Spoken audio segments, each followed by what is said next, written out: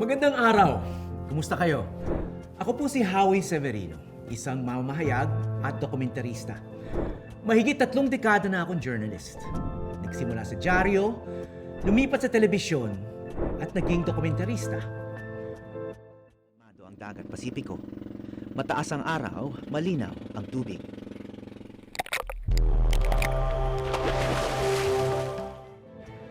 Ngayon, may podcast na rin. What is it place in your life? Yeah. You engage with your fans. Yeah. I Pumasok ako sa mundo ng journalism dahil gusto kong maglingkod sa lipunan sa pamamagitan ng pagbabahagi ng makabuluhang impormasyon. Madalas ito ay mula sa mga taong aking nakakasalumuha at sa mga kwento ng iba't ibang komunidad. Lahat ng yan ay bahagi ng kwento ng Pilipinas bilang isang bansa. Ngunit hindi lang ito ang kabuuan ng pagiging journalist. Ngayong araw, ibabahagi ko sa inyo ang iba't ibang tungkulin ng isang mamamahayag at bakit mahalaga ang journalism sa isang demokratikong bansa tulad ng Pilipinas. Sa mga nais maging journalist sa hinaharap, ilabas ng inyong mga notebook. Isa-isahin natin ang ating mga tungkulin. Duty number 1. Spreaders of information. Kapag may mga kalamidad, mga malalaking issue at pangyayari sa ating bansa, kapag may krimen, krisis at sakuna, ang mga journalist ang madalas kasama sa mga nauuna sa eksena. Sa isang banda, maaring sabihing frontliner ang mga journalist sa mga nagaganap sa mundo. Minsan delikado, minsan nalalagay sa alanganin. What was that? Noong kasagsagan ng COVID pandemic, isa ako sa mga unang nagkasakit. Pero tuloy pa rin ang pagkikwento.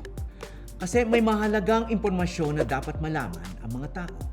Halos lahat gagawin at susuungin para makapagpahatid ng balita at impormasyon.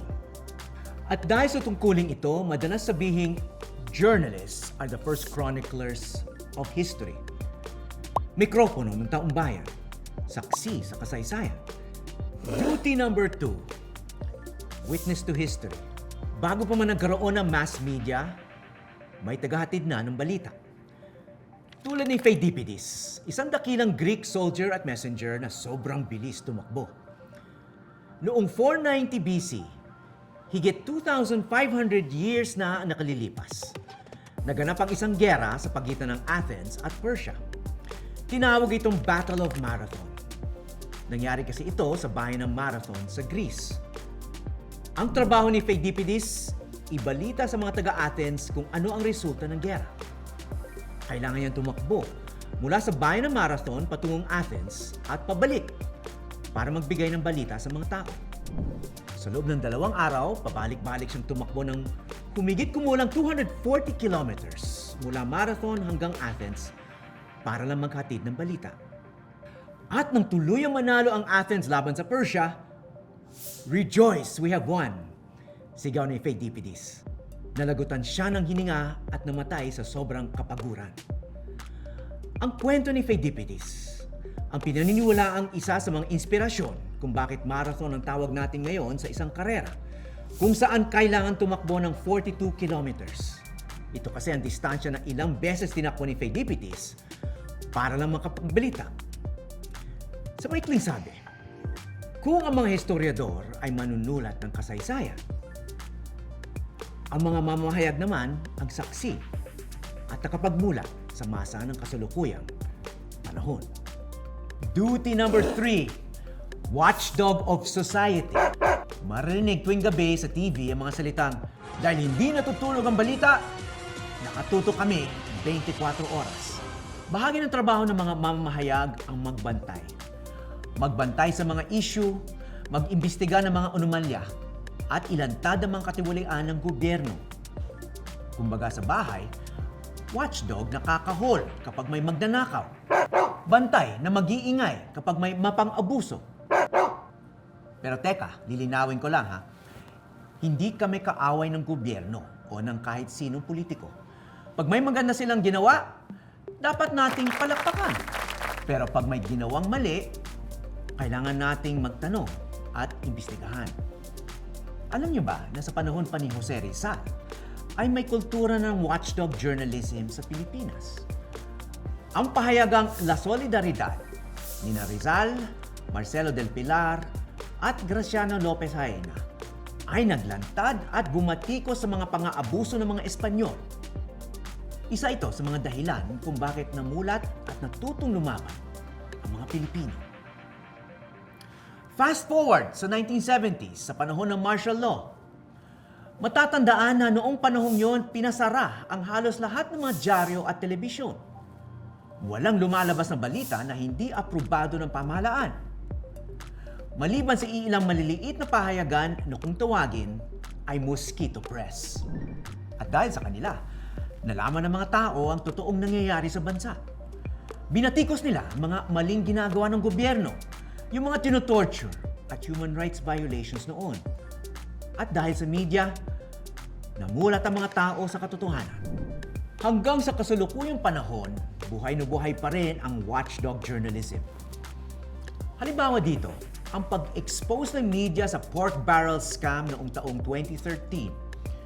Sa isang investigative report ng Philippine Daily Inquirer, natuklasan na may ilang politiko na binubulsa ang milyon-milyong pisong pondo mula sa Priority Development Assistance Fund o PDAF o yung tinatawag na pork barrel. Kinatulang guilty ng Sandigan Bayan ay tinuturong utak ng pork barrel scam na si Janet Lim Napoles para sa 3 counts ng graft at 3 counts ng malversation. Ang perang ito na dapat mapunta sa mga magsasaka, mga mahihirap na komunidad at iba pang proyekto, ibinulsa lang ng ilang politiko. Nagtayo pa sila ng sarili mga NGO para itago ang kanilang katiwalian. Dahil sa pag-iimbestiga ng media, nakasuhan ng mastermind na si Janet Lim Napoles at ilang politiko. And finally, duty number 4, Forum of Ideas. Ang salitang democracy ay galing sa Latin na demos, na ang ibig sabihin people, at kratya, na ang ibig sabihin namang power. Sa madaling salita, sa mga bansang may demokrasya, ang tunay na kapangyarihan ay nasa taumbayan. At malaki ang papel na ginagampanan ng mga mamahayag sa pagkamit ng demokrasya. Hindi lang tayo saksi sa kasaysayan. Mikropono rin tayo ng taumbayan. Bilang mga mamahayag, mahalaga na maging bahagi tayo ng pagsusulo ng karapatan ng bawat isa. Maging mikropono tayo ng mga tao at komunidad na hindi pinakikinggan at binabaliwala ng lipunan. Pero paalala, may hangganan din ito.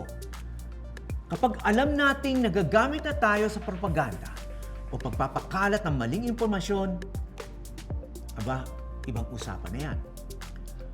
Huwag magpapagamit sa mali. Tungkulin nating palakasin ang boses ng mga kababayang hindi naririnig, lalo na kapag may hinaing, para matugunan ng pamahalaan. Maging bahagi tayo sa pagsulong ng kalayaan at karapatan ng bawat isa. Marami pang ibang tungkulin ng mga mamahayag. Ngunit para sa akin, ang 4 na ito ang pinakamahalaga. At ito ang dahilan kung bakit makalipas ang 3 dekada, nandito pa rin ako at naghahatid ng mga storya ng bayan. Pero hindi lang kami sa mass media may ganitong tungkulin at kakayahan. Sa panahon ng internet at social media, lahat tayo pwede na ring magpahayag ng totoong impormasyon, maging saksi sa kasaysayan, maging bantay sa lipunan, at maging mirkopono ng taumbayan. Pero pakiusap ko lang, bahagi man kayo ng media o hindi, sana tiyakin natin na ang pinopost at ina-upload natin ay totoo, patas, at may pananagutan. Tandaan, makapangyarihan ang ating mga salita. Gamitin natin ito ng tama. Bago mag-post ng kahit na ano, siguraduhin ito ay tama at totoo. Ako po si Howie Severino para sa Media and Information Literacy Project ng UP Diliman.